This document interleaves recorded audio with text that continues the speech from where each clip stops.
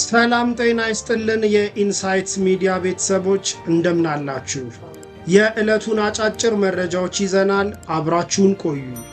የአክሱም ሙስሊም ተማሪዎች ሂጃብ እንዲለብሱ የሚፈቅደውን የወረዳ ፍርድ ቤት ውሳኔ የዞኑ ማዕከላዊ ፍርድ ቤት አጸና።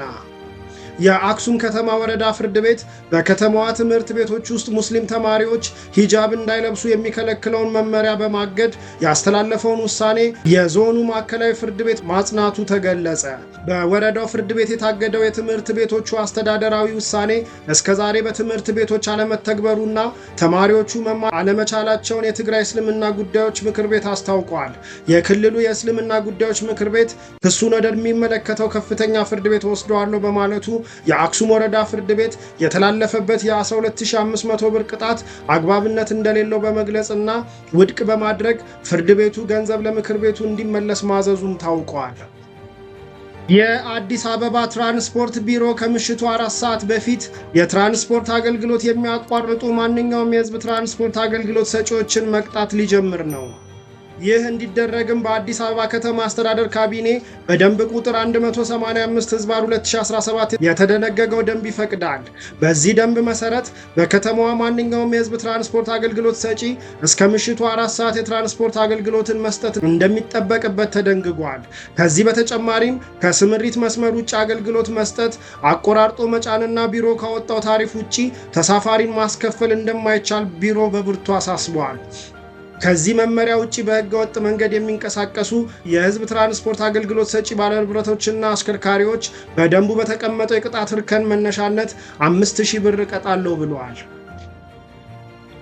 የመምህራንን የኑሮ ሁኔታ ማሻሻል ትምህርትን ለማሻሻል በጣም ወሳኝ ነው ሲል የትምህርት ሚኒስቴር አስታወቀ።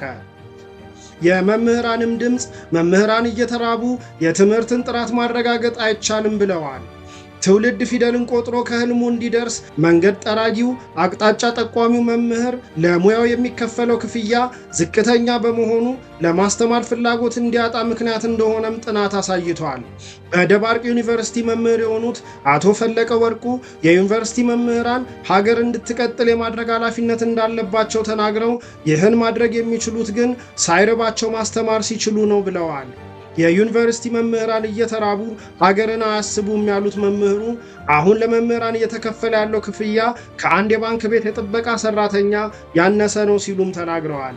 በዚህም ምክንያት መምህሩ ሙያውን ለቆ ወደ ሌላ ስራ እየገባ ነው ያሉት አቶ ፈለቀ መምህሩ ኑሮ አይደለም እየኖረ ያለው ከኑሮ በታች ነው ብለዋል። ከውጭ ወዳገኘናቸው መረጃዎች ስናልፍ ማክሮን ፈረንሳይ ለፍልስጤም የሀገርነት ጥያቄ በሰኔ ወር እውቅና ልትሰጥ ትችላለች አሉ። ወደ እውቅና የሚደረገው እንቅስቃሴ ከሳውዲ አረቢያ ጋር በጋራ በሚያስተባበሩት ዓለም አቀፍ ስብሰባ ላይ ሊጠናቀቅ ይችላል ሲሉ ኢማኑኤል ማክሮን ለፈረንሳይ የዜና ማሰራጫ ተናግረዋል። ፍልስጤም ከተባበሩት መንግስታት 193 አባል ሀገራት ውስጥ ከ140 በላይ በሚሆኑት እንደ ሀገር እውቅና ተሰጥቷታል። የዓለም አቀፉ የወንጀለኞች ፍርድ ቤት አይሲሲ አባል የሆነችው ፈረንሳይ አይሲሲ በእስራኤል ጠቅላይ ሚኒስትር ኔታንያሁ ላይ የእስር ማዘዣ ቢወጣም ሰኞ ዕለት ወደ አሜሪካ ባደረጉት ጉዞ አውሮፕላናቸው ግዛቷን አቋርጦ እንዲያልፍ ፈቅዳለች ሲል የዘገበው ስፑትኒክ ነው። ሩሲያና አሜሪካ የእስረኛ ልውውጥ አደረጉ። ሩሲያና አሜሪካ በዛሬው ዕለት የእስረኛ ልውውጥ ማድረጋቸውን የሩሲያ ፌዴራል ደህንነት አገልግሎት አረጋግጧል። ሁለቱ አገራት እስረኞቻቸውን የተለዋወጡት በተባበሩት አረብ ኤምሬትስ አቡዳቢ ሲሆን ይህም ቀጣይነት ያለው መተማመንን የሚፈጥር ነው ተብሏል። የሲአይኤ ዳይሬክተር ጆን ራትክሊፍ እና የሩሲያ ከፍተኛ ደህንነት ባለስልጣን ሂደቱን እንደመሩትም ተነግሯል።